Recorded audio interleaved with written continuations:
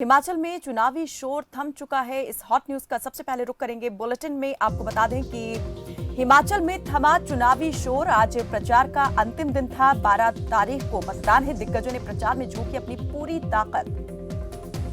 हिमाचल में चुनावी शोर थम चुका है और दिग्गजों ने प्रचार में अपनी पूरी ताकत झोंकी। 12 नवंबर को मतदान। डोर टू डोर आप कर सकेंगे प्रचार।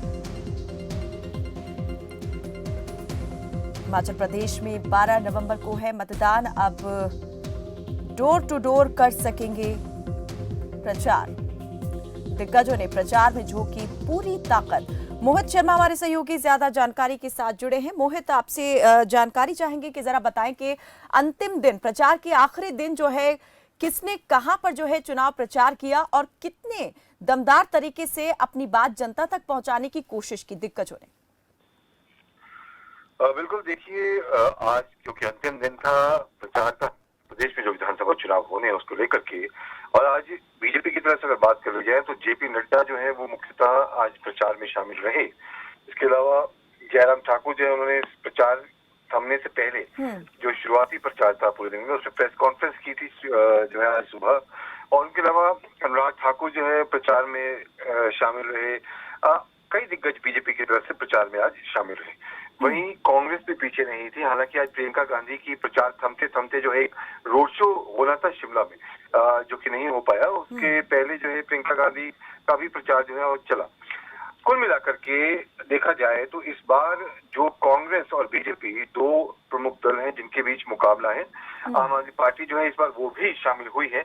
लेकिन अगर कहें कि प्रचार में दोनों दल आगे रहे, और मुख्यतः क्योंकि चेहरों की कहीं ना कहीं थोड़ी कमी आम आदमी पार्टी के बीच जरूर देखने को मिली थी राष्ट्रीय स्तर पर। और तो ऐसे में कहें कि जो ट्रायंगल सीरीज है दिलचस्प हो सकती है इस बार, अगर चुनावों के दृष्टिगत देखा जाए। क्योंकि एक तरफ बीजेपी कह रही है कि सत्ता में वापसी होगी, मिशन रिपीट का नारा बीजेपी ने दिया है, रिवाज बदलने की बात जो है वो की है। दूसरी तरफ कांग्रेस जो है वो ये कह रही है कि रिवाज वही रहेगा, जो ट्रेंड चला आ रहा है पिछले 37 सालों से, वो ट्रेंड ऐसे ही बरकरार रहेगा। जनता का मूड क्या है ये तो बहरहाल 8 दिसंबर को साफ होगा। लेकिन कुल मिलाकर के इस बार कई नए चेहरे बीजेपी की तरफ से जो मैदान में उतारे गए हैं। सबसे ज्यादा बागी भी इस बार बीजेपी में ही सामने हैं, जो मैदान में इस बार बीजेपी प्रत्याशियों के सामने खड़े होंगे, जिन्हें टिकट जो है वो नहीं मिला। और यही सिलसिला कांग्रेस में भी है। तो ऐसे में कौन किसकी ज्यादा टिकट काटता है ये देखने वाली बात होगी।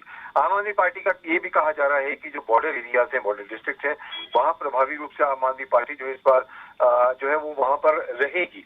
तो कुल मिलाकर के प्रचार थम चुका है। डोर टू डोर कैंपेन जो है वो अब उसका आगाज हो जाएगा। और ऐसे में कितना लुभा सकेंगे प्रत्याशी, कितना लुभा सकेंगी पार्टियां, राजनीतिक दल, लोगों को देखने वाली बात होगी। जी मोहित, आपसे ये जानकारी चाहेंगे इस पर भी कि जब चुनाव प्रचार शुरू हुआ उस दौरान ये बात जरूर कही जा रही थी दोनों ही दलों की ओर से। एक कह रहा था कि परंपरा जो है वो कायम रहेगी, 5 साल बीजेपी, 5 साल जो है कांग्रेस। लेकिन बीजेपी की तरफ से लगातार इस बात को कहा गया कि इस बार जो है रिवाज बदलेगा और सत्ता में वापसी बीजेपी की होगी। चुनाव प्रचार के ये अंतिम दिन जो है वो कितने महत्वपूर्ण रहे इन तमाम बातों के लिहाज से, और कितना बदल दिया है चुनावी माहौल को इस प्रचार ने? देखिए, जिस तरह से मैंने कहा कि रिवाज बदलने की बात यहाँ पर बीजेपी जो है वो कर रही है। अब कितना रिवाज बदलेगा, किस हिसाब से बदलेगा, वो तो जनता ही तय करेगी। क्योंकि इस बार बीजेपी के पास सबसे बड़ा मुद्दा रिवाज बदलने का ही था, जिस उसका बयान था। और कांग्रेस जो कह रही है वो जनता विश्वास जो है वो वैसे ही रहेगा जैसे था, यानी ट्रेंड बरकरार रहेगा। तो कुल मिलाकर के जो अभी कहें कि रिवाज बदलेगा या नहीं बदलेगा वो जनता तय करेगी। लेकिन अभी की स्थिति जो, अगर वास्तविक स्थिति देखी जाए तो अभी कैंपेनिंग जारी है। हवा इस बार किसी भी पक्ष की ओर ज्यादा नजर नहीं आ रही, क्योंकि जनता खामोश है। जो वोटर्स हैं वो ज्यादातर एक बड़ी प्रतिशत है जो कि खामोश है। हमने कई इलाकों का दौरा भी किया था, वहां पर बात भी की थी। तो एक मिली जुली प्रतिक्रिया जो रहती है वही है प्रत्याशियों को लेकर के।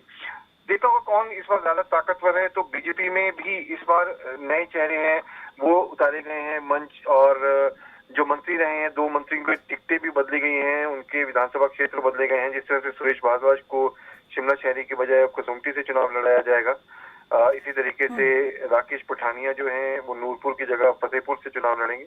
तो ये तमाम बातें हैं। कई सियासी हलचलें हुई हैं इस दौरान।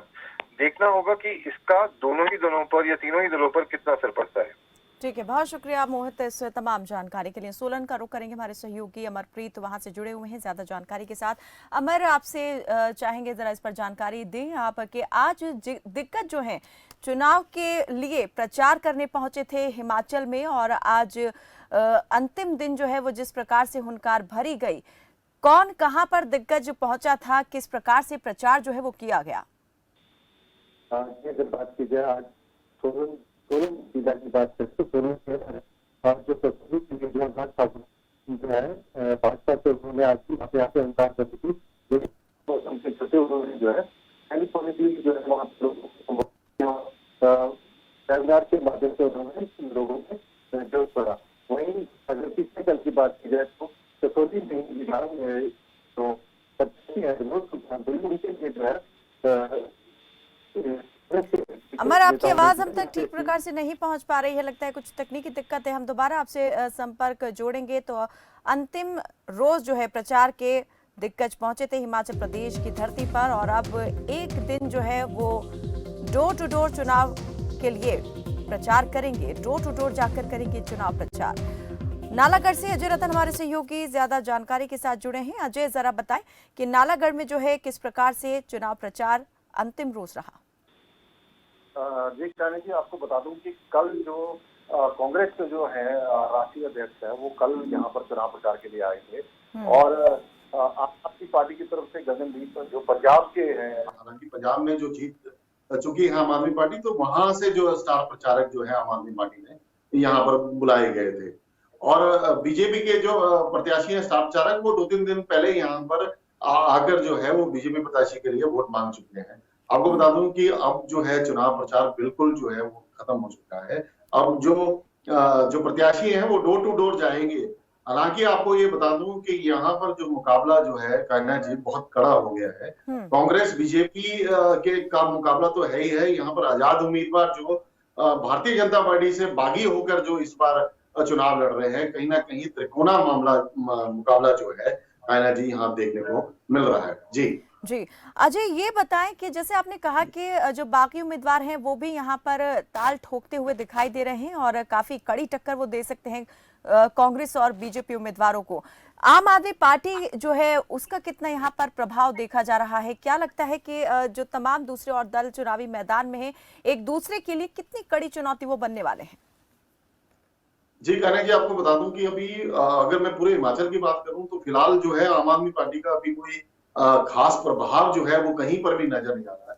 और नालागढ़ क्षेत्र की बात की जाए तो यहाँ पर जो आम आदमी पार्टी के जो प्रत्याशी हैं, हालांकि वो हमारे यहाँ से दून विधानसभा क्षेत्र है वहां से बिलोंग करते हैं, नालागढ़ विधानसभा नहीं करते हैं, तो उसका भी कुछ फर्क जो है यहाँ पर पड़ रहा है। और आम आदमी पार्टी का आपको बता दूं कि कल पंजाब से कुछ एक्स सर्विसमैन जो है वो आम आदमी पार्टी के विरोध में भी यहाँ पर प्रदर्शन करने आए थे, और उन्होंने जो लोगों को ये अपील करी है कि आम आदमी पार्टी ने जो है पंजाब में भी धोखा दिया है, तो कृपा करके हम तो वहां पर सरकार बना दी है, आप लोग जो है हिमाचल में सरकार ना बनाए। तो कहीं ना कहीं विरोध जो प्रदर्शन है आम आदमी पार्टी के विरोध जो है कहना जी यहाँ पर देखने को मिला है। और जमीनी स्तर पर देखा जाए तो आम आदमी पार्टी जो है अभी फिलहाल कोई अस्तित्व नजर नहीं आ रहा। जी ठीक है।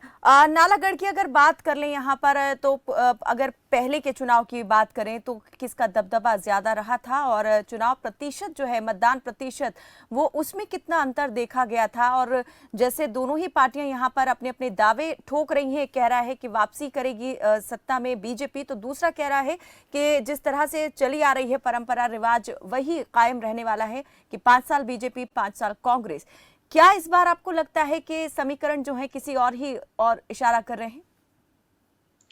जी आपको बता दूं कि जो कांग्रेस पिछली बार जो यहाँ पर 2017 में जो है कांग्रेस के प्रत्याशी यहाँ पर जीत कर आए थे, और इस बार जिसको कांग्रेस का प्रत्याशी बनाया गया वो आजाद लड़े थे। यहाँ समीकरण क्या है ना जी, आपको बताया कि बिल्कुल उलटफेर है। जो कांग्रेस से जीतकर पिछली बार 2017 में आए थे, उन्होंने भारतीय जनता पार्टी जो है वो ज्वाइन कर ली, और भारतीय जनता पार्टी ने उन पर जो है इस बार दाव खेला है। और भारतीय जनता पार्टी के जो पूर्व विधायक हैं वो आजाद उम्मीदवार लड़ रहे हैं। अब इसीलिए मुकाबला जो है अब काफी रोचक हो गया है और दोनों बीजेपी को जो है भारतीय जनता पार्टी को आजाद उम्मीदवार जो है कहीं ना कहीं लॉस कर रहे हैं और इस तरह से लग रहा है कि कहीं ना कहीं कांग्रेस जो है वो यहाँ पर बढ़ोतरी नजर आ रही है। ठीक है, बहुत शुक्रिया इस तमाम जानकारी के लिए अजय। और सोलन का रुख करेंगे, अमरप्रीत हमारे सहयोगी जुड़ गए हैं। जी अमरप्रीत। अगर सोलन की बात की जाए, आज जो सोलन में जो है भाजपा और कांग्रेस दोनों की तरफ से जो है रोड शो निकाला गया, लोगों के साथ जो है प्रचार में संपर्क किया गया। वही तस्वीर में आज अनुराग ठाकुर एक बड़ी जनसभा को संबोधित करना था, लेकिन खराब मौसम होने के चलते वो यहाँ पर नहीं पहुंच पाए। बीते कल भी जो है यहाँ पर विनोद सुल्तानपुरी जो कांग्रेस के प्रत्याशी है उनके लिए जो है संजीव पाराशर द्वारा यहाँ पे लोगों से वोट की अपील की गई है। अब और जो इस तरह का देखा जा रहा है क्योंकि आज जो है शाम से जो है प्रचार बिल्कुल बंद हो गया। अब डोर टू डोर जो है यहाँ पे जो प्रत्याशी और जो और कार्यकर्ता है वो लोगों से जाकर मिल रहे हैं और जो है घर घर जाके जो है वोट की अपील कर रहे हैं। वहीं अगर देखा जाए जिस हिसाब से सोलन जिला की बात की जाए तो 4,12,030 के करीब जो मतदाता है यहाँ पे अपने मत का प्रयोग करेंगे और जो भविष्य में जो और जो प्रत्याशी है उनके जो भाग्य का फैसला यहाँ पे करने वाले। जी आज बीजेपी के जो वरिष्ठ नेता हैं और गृह मंत्री अमित शाह वो भी हिमाचल पहुंचे थे चुनाव प्रचार के लिए और जोरदार तरीके से उन्होंने हमला बोला कांग्रेस को लेकर के। तो चुनावी सभा की अगर बात करें, किस तरह की ये सभा जो है वो दिखाई दी, तस्वीर क्या थी और जो उत्साह है लोगों में वो कैसा देखा गया? जी अगर जैसे कि आज बड़े दिग्गज नेता यहाँ पे थे, आज अंतिम दिन प्रचार का था तो कार्यकर्ताओं में बहुत ही ज्यादा जोश देखने को मिला। पूरा अपने जो प्रत्याशी है उनके लिए जो है वो हर कदम जो उनके साथ खड़े हुए नजर आए, पूरा जोश यहाँ पे देखा गया। वही जो दिग्गज नेता थे उन्होंने जो है भाजपा के दिग्गज नेता थे उन्होंने भी लोगों से कार्यकर्ताओं से घर घर जाके जो है एक एक वोट की अपील की है कि कोई छूट ना जाए, जिससे जो है भाजपा कहीं पीछे पिछड़ न जाए या जो भी प्रत्याशी है उनके लिए जो है वोट की यहाँ पे अपील की है ताकि जो आने वाला समय है वो विकास की ओर आगे बढ़े और लोग जो है कहीं ना कहीं भाजपा को वोट दे और जो भाजपा की जो रिपीट करने की बात है, मिशन रिपीट करने की बात है और उसके ऊपर जो है मोहर लग सके और जो भाजपा द्वारा में सत्ता में आ सके। जी ठीक है, प्रियंका गांधी भी चुनाव प्रचार के लिए पहुंची थी हिमाचल प्रदेश में और लगातार वो चुनाव प्रचार की इस मुहिम में जुटी हुई थी। तो कितना असर आप देख रहे हैं कि इन दिग्गजों के पहुंचने का हुआ है और अपने पक्ष में हवा बांधने में कितने ये सफल रहे, कामयाब रहे? अगर सोलन जिला की बात की जाए, सोलन के ऐतिहासिक ठोडो मैदान में प्रियंका गांधी द्वारा भी जो है जनसभा को संबोधित किया गया था। वहीं जो है प्रधानमंत्री नरेंद्र मोदी द्वारा भी सोलन के ऐतिहासिक मैदान में भाजपा के प्रत्याशियों द्वारा जो है प्रत्याशियों के लिए जो है यहाँ पे वोट की अपील की गई। कहीं ना कहीं जिस हिसाब से यहाँ पे दोनों ही दिग्गज नेता यहाँ पर थे तो अपने अपने कार्यकर्ताओं में जोश भरने में कामयाब होते दिखाई दिए थे और कहीं ना कहीं चाहे भाजपा है चाहे कांग्रेस है, इन दोनों में ही कार्यकर्ताओं में दोनों जो नेता है अपने महबूब नेता के मतलब की दीदार करने के लिए यहाँ पे लोग पूरी दूर दूर से यहाँ पे आए हुए थे, उनको सुनने के लिए यहाँ पे आए हुए थे। और पूरी सारी हिमाचल की बात करिए जाए तो हिमाचल में भी इसी तरह से चाहे प्रियंका गांधी है, चाहे नरेंद्र मोदी है, चाहे अपने प्रदेश अध्यक्ष है, चाहे राष्ट्रीय अध्यक्ष है, उनको सुनने के लिए यहाँ पे जो कार्यकर्ताओं में पूरा जोश यहाँ पे देखने को मिल रहा था। और कहीं ना कहीं वो जोश जो है आने वाले जो चुनाव है उसमें जो वोटिंग होगी उसमें भी कहीं ना कहीं जो फर्क है वो देखने को यहाँ पे मिलेगा। जी ठीक है, बहुत शुक्रिया अमरप्रीत इस तमाम जानकारी के लिए। और अजहरुद्दीन हमारे सहयोगी मोहम्मद अजहरुद्दीन चंबा से जुड़े हुए हैं। अजहरुद्दीन, ये बताएं कि चंबा में जो है अंतिम दिन का चुनाव प्रचार किस तरह का रहा? जी कायनात बताना, जिला चंबा की अगर बात करें 5 विधानसभा है जिला चंबा में और पांचों की पांचों विधानसभा क्षेत्र में आज चुनाव प्रसार जो है वो आज खत्म हुआ है। और जानकारी के लिए बताता चलूं कायनात की सबसे पहले शुरुआत करते हैं चंबा विधानसभा क्षेत्र की, जहां पर काफी ज्यादा उथल पुथल देखने को मिली क्योंकि भाजपा की जो प्रत्याशी जिनका पहले नाम जो है वो दिया गया, टिकट जिनको दी गई और बाद में उनकी टिकट काटी गई और उनकी जगह पे जो पहले प्रत्याशी थे, पिछली बार के जो विधायक थे, उनकी पत्नी की टिकट दिया गया। तो कायनात उस वजह से काफी ज्यादा उथल पुथल देखने को मिली क्योंकि इंदिरा कपूर जिनको टिकट दी गई थी भाजपा की तरफ से, तो फिर उनकी टिकट काटे जाने की वजह से वो आजाद जो है वो चुनाव लड़ रही हैं, और जिसकी वजह से कांग्रेस और भाजपा दोनों को ही उनसे काफी ज्यादा जो है वो खतरा महसूस हो रहा है कि आखिर अब रिजल्ट किस प्रकार से रहेंगे। इसके साथ जी। ही विधानसभा क्षेत्र भरमौर की बात करें, बताना चाहूंगा कायनात की 11 दफा जो है वहां से जो इस बार जो चुनाव लड़ रहे हैं ठाकुर सिंह भरमौरी, वो 11वीं बार जो है चुनाव लड़ रहे हैं। 6 बार चुनाव जीते भी हैं, और दूसरी तरफ उनके जो प्रत्याशी उनके सामने जो खड़े हैं वो अभी नए नए इस बार आए हैं, और देखना ये होगा कि अब किस तरीके से जो डॉक्टर जनक राज हैं उनको चुनौती दे पाएंगे। थोड़ा जी। सा ठाकुर सिंह भरमौरी का जो पलड़ा भारी नजर आ रहा है। जी। तो क्या ये माना जाए कि इस बार जो है टक्कर कांटे की रहने वाली है, और निर्दलीय जो उम्मीदवार हैं, जो आजाद उम्मीदवार इस बार चुनावी मैदान में उतरे हैं, वो कितना दमदार आपको लग रहा है कि उनका प्रदर्शन रह सकता है? कायनात बताना चाहूंगा कि जो आजाद हैं, हालांकि वो दोनों तरफ से कुछ ना कुछ वोट तो जरूर काटेंगे। साथ ही बताना चाहूंगा कि तीसरा एक जो विधानसभा क्षेत्र डलहौजी है, वहां पर कांग्रेस की प्रत्याशी आशा कुमारी हैं, जो 6 बार विधायक रह चुकी हैं, और उनके सामने भाजपा की तरफ से डीएस ठाकुर हैं। दोनों के बीच जो है कांटे की टक्कर नजर आ रही है। दोनों की तरफ से जो शक्ति प्रदर्शन दिखाए गए, काफी ज्यादा संख्या में लोग जो है देखने को मिले। साथ ही बताना चाहूंगा कायनात कि इस बार जो है वो वोटर जो हैं वो काफी साइलेंट नजर आ रहे हैं, कुछ हद तक देखा जा रहा है। तो आने वाले समय में पिक्चर सारी क्लियर हो जाएगी, लेकिन जहां तक अजहर, बात की जाए, एक सवाल ये भी कि मुद्दे हावी हैं इस चुनाव में, या फिर जो चुनावी वायदे हैं पार्टियों के, वो ज्यादा सर चढ़ के बोल रहे हैं जनता के? कायनात बताना चाहूंगा कि मुद्दों की अगर बात करें, ओपीएस एक अहम मुद्दा रहा है पूरे हिमाचल प्रदेश में।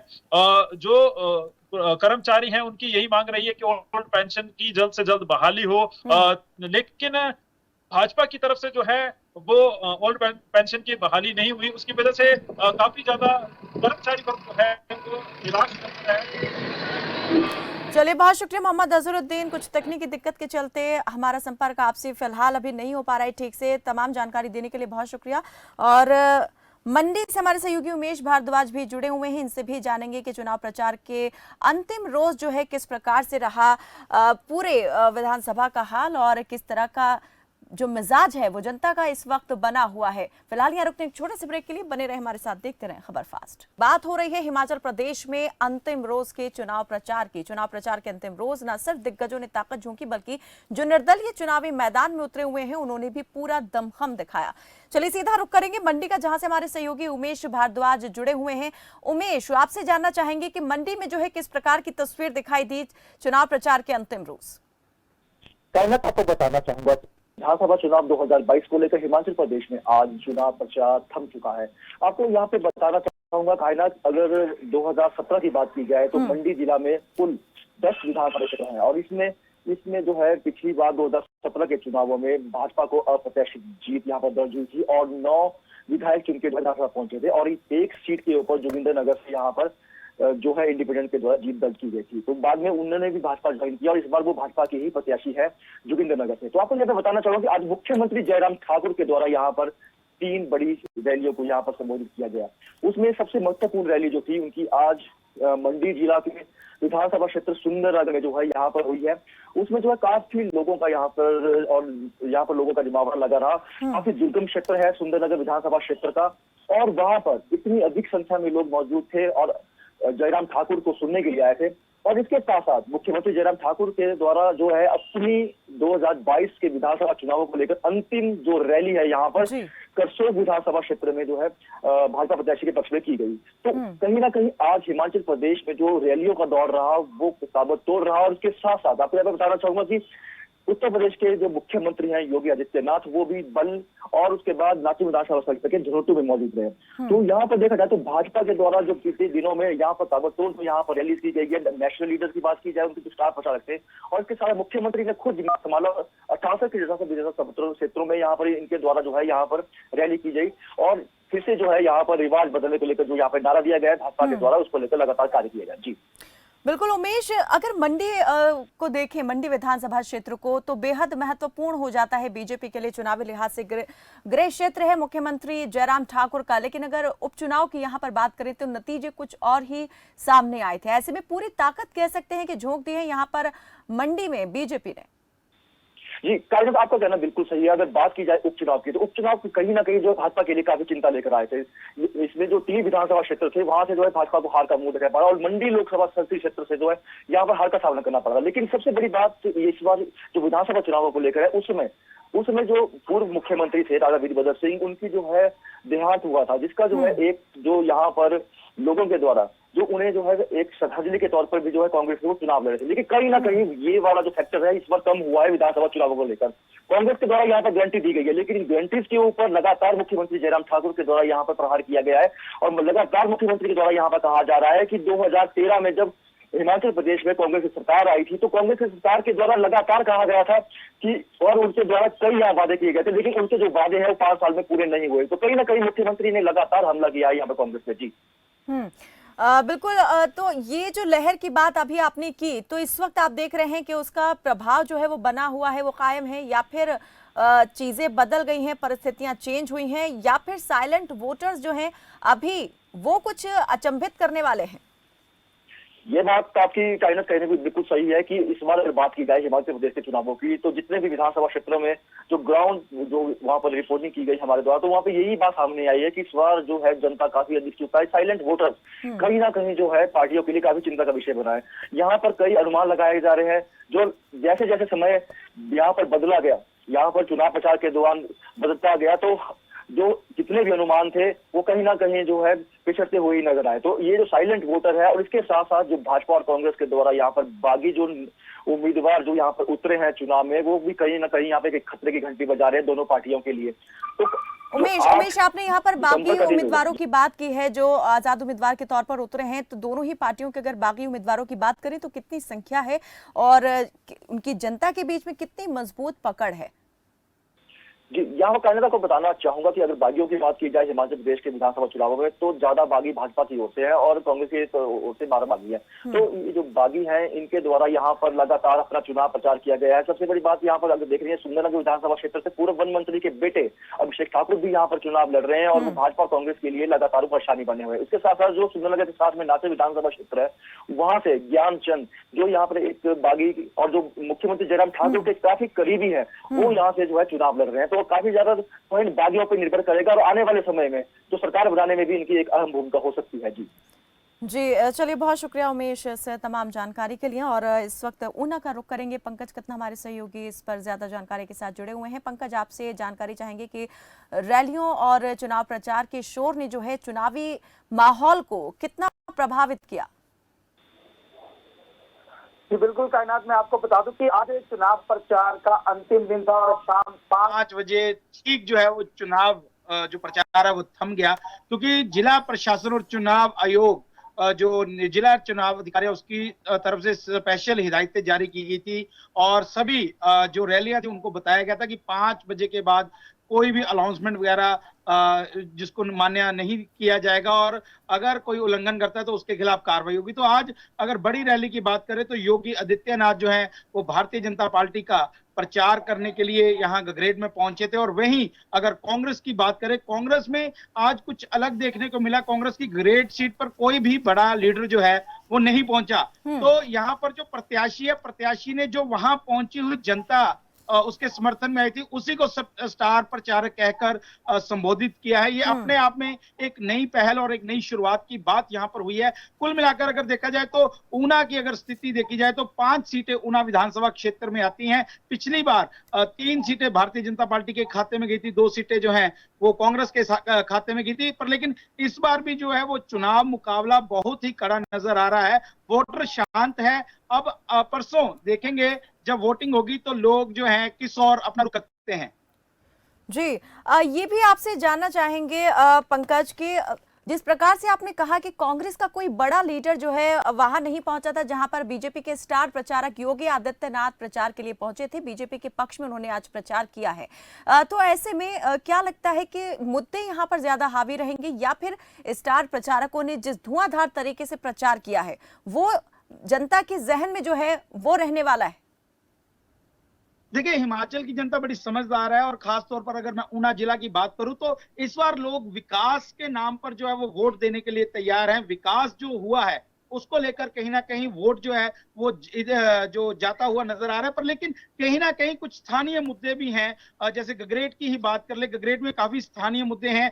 जहां जहां जो स्थानीय विधायक है वो फेल रहे हैं, उन्होंने वहां वहां स्टार प्रचारकों को बुलाने का प्रयास किया है। अभी जिस प्रकार से यहाँ पर आप देख सकते हैं कि गगरेट में मैं आज पूरा दिन गगरेट में रहा, और क्योंकि योगी आदित्यनाथ आ रहे थे, उत्तर प्रदेश के मुख्यमंत्री भी हैं, बड़े स्टार प्रचारक हैं, तो हमने उनको कवर करना था। पर लेकिन हम जब दूसरी जगह गए, कांग्रेस की रैली में भी गए, तो वहां देखा कि जनता को ही स्टार प्रचारक जब कहकर संबोधित किया जाता है तो कहीं ना कहीं जनता के मन में जो विचार हैं, विचार जो है वो अलग अलग आते हैं। पर इस चुनाव में कुछ अलग देखने को मिल रहा है। खासतौर पे गगरेट विधानसभा क्षेत्र की सीट जो है, जो काफी हॉट, फतेहपुर के बाद हॉट सीट मानी जा रही है। अब देखना यह है कि जनता किस ओर रुख करती है, या फिर चुनाव जो स्टार प्रचारक आए हैं उनका कितना असर जो है वो जनता पर पड़ता है। जी, तो यहाँ पर आपसे ये भी मैं जानना चाहूंगी कि जो बागी विधायक हैं, जो बागी उम्मीदवार हैं इस बार चुनावी मैदान में उतरे हैं, वो कितना चैलेंजिंग रहने वाले हैं, और साथ में ये भी कि आम आदमी पार्टी भी चुनावी ताल ठोक रही है, क्या उसका भी इस वक्त देख रहे हैं कि आप दमदार तरीके से अपना असर छोड़ने में वो कामयाब रही है? जी बिल्कुल, अगर मैं बागियों की बात करूं तो बीजेपी और कांग्रेस में ऊना जिला में कोई कमी नहीं रही है, पर लेकिन कहीं ना कहीं दोनों पार्टियों में ऊना जिला में जहां जहां जो बागी हुए थे, चाहे वो पूर्व मंत्री रहे हों, चाहे वो पूर्व विधायक हों, तो उन लोगों को इन्होंने अपने अपने सिस्टम के साथ समेट लिया। और कईयों को तो नई जिम्मेवारियां कांग्रेस ने जो है वो दे दी हैं। वही भारतीय जनता पार्टी ने भी कुछ अपने जो लीडर थे, जो वोट जो कैंडिडेट के रूप में सामने आ रहे थे, उनको भी कुछ ना कुछ उनसे बैठकर बात की है। तो बागीपन बहुत कम है यहाँ पर लेकिन यहाँ पर जो लोग कांग्रेस के बीजेपी में गए हैं या बीजेपी के लोग कांग्रेस में हैं, वो जो है वो कहीं ना कहीं असर डाल रहे हैं। और कुल मिलाकर अगर देखा जाए तो हर विधानसभा क्षेत्र में बागी थे, या फिर कैंडिडेट आप कह सकते हैं, मैं तो उनको कैंडिडेट कहूंगा, क्योंकि इस्तीफा जिसने दिया उसने इस्तीफा अपना वापस ले लिया और पार्टी के साथ हो लिया। तो कहीं ना कहीं दोनों पार्टियां यहाँ पर अपने बागियों को मनाने में कामयाब रही है। भीतरघात की अगर बात करें तो ये तो आने वाले 2 दिनों में ही पता लगेगा कि जो बागी लोग हैं, जो जिनको अपना कैरियर खत्म होता दिख रहा है, वो शायद भीतरघात कर सकते हैं। ऐसे कयास जो है वो चिंतपूर्णी और गगरेट विधानसभा क्षेत्र में लगाए जा रहे हैं। चलिए, बहुत शुक्रिया पंकज इस तमाम जानकारी के लिए। तो हिमाचल में 12 नवंबर को जो है मतदान होना है, 8 दिसंबर को नतीजे आएंगे, लेकिन चुनाव प्रचार के आखिरी रोज जो है दिग्गजों ने अपनी पूरी ताकत जो है चुनाव प्रचार में झोंक दी, जनता को रिझाने के लिए, जनता को लुभाने के लिए। देखने वाली बात यही रहेगी कि किसकी जो मेहनत है वो रंग लाने वाली है। फिलहाल के लिए मेरे साथ बस इतना ही। आप देखते रहें खबर फास्ट। नमस्कार।